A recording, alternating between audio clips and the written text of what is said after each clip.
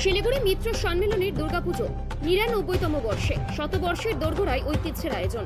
শিলিগুড়ির অন্যতম প্রাচীন দুর্গাপুজো মিত্র সম্মেলনী এবছর পদার্পণ করছে ৯৯তম বর্ষে। ১৯০৯ সালে প্রতিষ্ঠিত এই ক্লাব কয়েক বছরের মধ্যেই দুর্গাপুজোর আয়োজন শুরু করে, যা আজও শহরের ঐতিহ্যের অন্যতম অংশ। সে সময় শিলিগুড়ির জনসংখ্যা ছিল মাত্র ৬,০০০-এর মতো। এক শতাব্দীর দোরগোড়ায় দাঁড়িয়ে মিত্র সম্মেলনীর পুজো এখনও বহন করেছে পুরনো দিনের গর্ব ও সংস্কৃতির ধারা।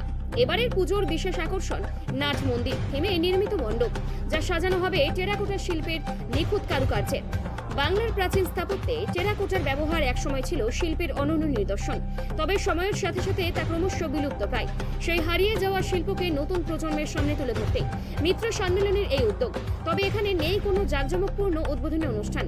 তাদের প্রথা অনুযায়ী পুজোর সূচনা হয় মহিষাসুর মর্দিনী এবং দেবীর বোধনের মাধ্যমে। এবছরও সেই পরম্পরা অক্ষুণ্ণ থাকছে। একই সাথে বিজয়া দশমীতে অনুষ্ঠিত হবে সিঁদুর খেলা উৎসব, যা আজও শিলিগুড়ি শহরের এক ঐতিহ্য বহন করে চলেছে। ২০২৫ সালে তাদের ৯৯তম বর্ষ, অর্থাৎ আগামী এক বছরই ওই ঐতিহাসিক পুজো শতবর্ষে পদার্পণ করবে, যা গোটা শিলিগুড়ির জন্য এক গর্বের মুহূর্তের হয়ে উঠতে চলেছে। আমি সৌরভ ভট্টাচার্য, সাধারণ সম্পাদক মিত্র সম্মেলনী।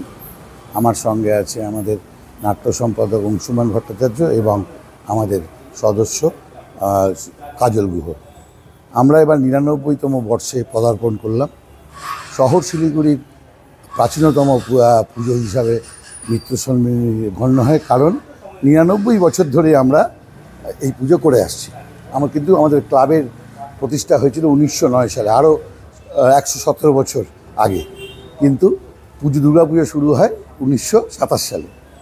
তো আমাদের শহর শিলিগুড়িতে যে পুজো, তার সমস্ত যারা আপামর জনসাধারণ, যখন মাত্র ৬,০০০ জনসংখ্যা ছিল, তখন থেকেই পুজো শুরু হয়েছিল। এবং তদানীন্তনকালে আমার বিভিন্ন মালবাজার, ডুয়ার্স, তরাই থেকে গরু গাড়ি, মোষের গাড়ি করে মানুষ আসতেন এই ঠাকুর দেখতে, এবং সারা বছর ধরে, এই সারা রাত্রির ধরে আমাদের এখানে অনুষ্ঠান হতো। এবং দুর্গা ঠাকুর দেখে, প্রসাদ খেয়ে, অনুষ্ঠান দেখে তারা বাড়ি ফিরে যেত। সকালে আবার অন্য দল আসতো।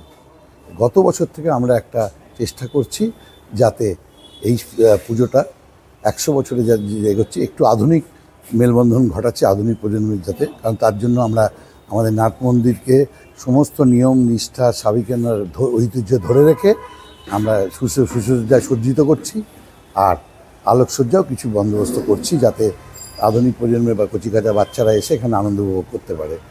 আর আমাদের চিরাচরিত প্রথা অনুযায়ী সিঁদুর খেলা, পঞ্চমী দিন আমাদের বোধন হবে, এবং